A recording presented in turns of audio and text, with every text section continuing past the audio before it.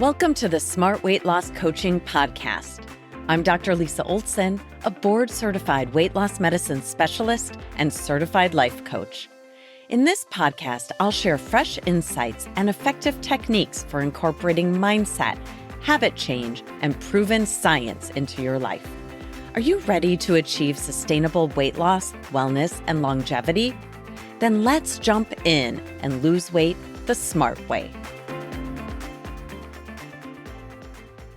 Welcome back. We're doing a quiz today so you can figure out which type of weight loss personality you have. If you're ready for a little fun, grab pen and paper and rate your tendency for each of these personality types on a scale of 0 to 10, with 0 being, that doesn't describe me at all, and 10 being, it's like you're watching me through the window, which is creepy, but you described me perfectly. Most of us are going to have more than one personality type, but perhaps you'll find one that's the dominant voice in your head, driving your actions. Of course, from there, we'll figure out how to tap into your brain power to help you lose weight and level up your health the smart way. Number 1, the snacker. The snacker might say to herself, I eat healthy food and reasonable portions all day long, but in the afternoon or later at night after dinner, I blow it by snacking. Number 2 is the busybody. She's too busy for healthy food or too busy for exercise. She tells me I'm too busy to spend time cooking or packing food for lunch, so I have to grab food on the go. Or maybe she'll say, I'm too busy or too exhausted after a busy day to exercise. I want to, but I just can't. Type number 3, the emotional eater. Some people think the emotional eater is always having a fight with her boyfriend and then crying into a carton of ice cream. While that can happen, I more typically hear the emotional eater say something like this. I just don't have the bandwidth to deal with tracking my food or making a healthy dinner after a day like this. Number 4, the portion princess. And sorry, by the way, if you're a man or male identifying, but just go with it. Anyone can be a portion princess too if they have thoughts like, I eat pretty healthy, but my portions are too big. I'm part of the Clean Plate Club. And another portion princess belief is, I won't be able to sleep if I haven't eaten enough for dinner. I need to be full to fall asleep. I really hadn't heard that before until maybe the past 8 or 9 years, but I do find some of those portion princess bedtime thoughts around a need to be full. Number 5, this personality type I call the social butterflies and also the people pleasers. You could separate these out, but I'm a lumper, not a splitter, so I combine them. The social butterflies are inclined to say, I can't say no when everyone else is eating and drinking, and I'm very social. I don't want to be deprived or be the special snowflake who has a special diet when I'm out with friends or family. Number 6, the educated dieter. I'll bet every single person listening has a bit of this in them. Even me, back before I went to medical school or learned anything about nutrition or weight. I'm not expecting anyone to rank themselves as a 0 here. The educated dieter tells me, I know what to do, I'm just not doing it. And honestly, there's something to that. It's my job to help the educated dieters learn why they're not doing what they want to do so they can actually do it. Number 7, the planner. I need to figure out my plan and then I'll get started. This person is seeking structure, but also solving for all contingencies before even getting started. There's not much willingness to just jump in and figure it out as you go. Sometimes these folks never get beyond the planning stage. The fact that you're here suggests you're interested in taking some action, though sometimes we confuse consuming content with taking action.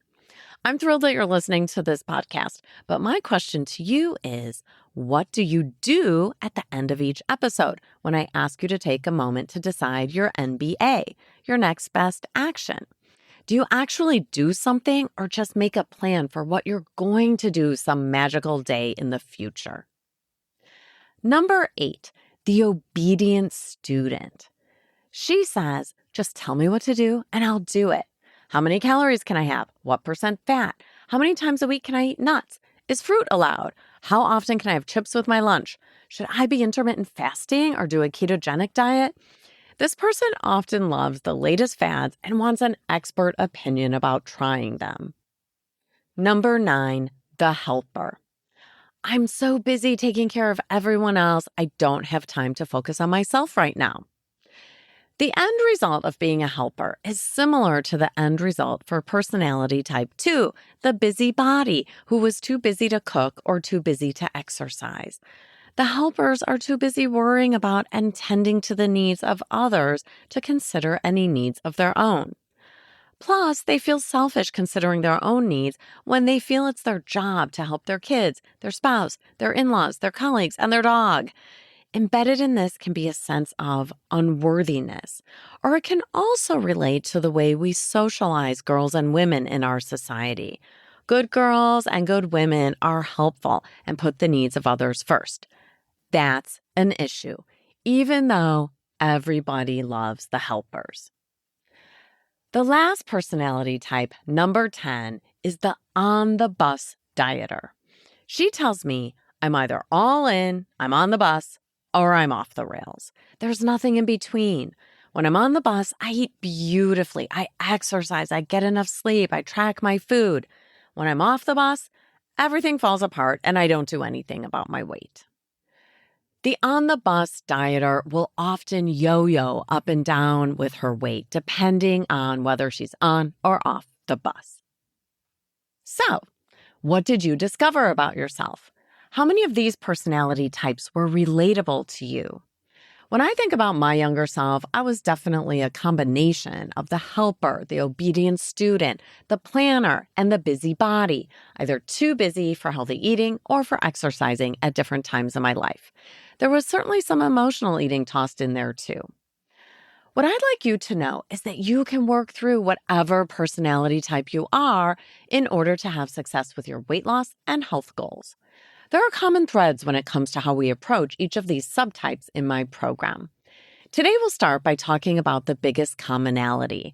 Our weight loss success depends deeply on the thoughts we tell ourselves. Managing our minds is the secret sauce to weight loss or any habit change you're interested in, whether it's exercising more, snacking less, consistently tracking your food, or getting to bed by 10. Because here's the thing, you can bang your head against the wall feeling frustrated and stuck, or you can change it. I'm not talking about willpower. We all know there are limits to willpower, and even if we can tap into it sometimes, there will also be plenty of times when it gets depleted. Excess weight is not caused by a willpower deficit. I work with plenty of people who are highly motivated and successful, extremely organized, and have demonstrated tremendous willpower in various aspects of their work and their personal lives. It's pretty common for people to tell me that their weight is the only place they feel stuck, and sometimes they incorrectly blame themselves for not having more willpower. This is incorrect. I'll say it again.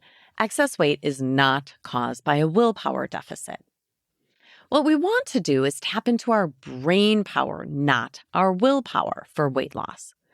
Of course, as a doctor, I approach weight the same way I approach high cholesterol, type 2 diabetes, and other chronic health conditions that are impacted by our genetics, our metabolic system, our lifestyle, and our environment. I often use a combination of medication, when it's appropriate, and thought work. I can tell you that thought work is the most powerful tool we have to create behavior change, whether it's snacking less, eating smaller portions, exercising in the mornings, or drinking less alcohol on the weekends. Our brain is the best tool we have to impact our health habits, whatever our personality type. Let's take a look at that first personality type, yes? The snacker. Remember, this person is eating healthy pretty much all day, but then there's some witching hour, be it in the late afternoon or late at night, when everything seems to fall apart and they start snacking. It goes without saying that since the snacker is human, she's not snacking on asparagus or green beans. It's typically sweets or salty, crunchy snacks. It could also be comfort food like bread, cheese and crackers, cereal, chocolate, or some other ultra-processed food. The snacker might be thinking something like this. I always eat so well, but then I just blow it at night. I can't help it. I have no discipline. I get home, I'm wiped, I eat dinner, and then I just want to sit on the couch, unwind, and watch a little TV. And that's when the snacking begins. I don't know why I do it. I'm not even hungry. Just take a moment and consider what kind of feeling she's creating when she thinks that to herself. I just blow it at night. I don't know why I do it when I'm not even hungry. She's creating a sense of powerlessness, right? She literally just gave away her power to the snacks. It's like they draw her in magnetically and there's nothing she can do about it. Habits feel that way sometimes. We take action on autopilot and it feels like the decision was made for us. When she thinks a thought like that, I just blow it at night. I don't know why I do it when I'm not even hungry. And she creates a feeling of powerlessness with that thought. What do we expect to happen? Of course, she eats the snacks. A powerless person doesn't take any action other than the default, the autopilot, the easy path forward. We can offer ourselves a different path, but we have to start by managing our thoughts. It's not the fact that she's sitting on the couch in front of the TV that leads her to snack. It's the thought.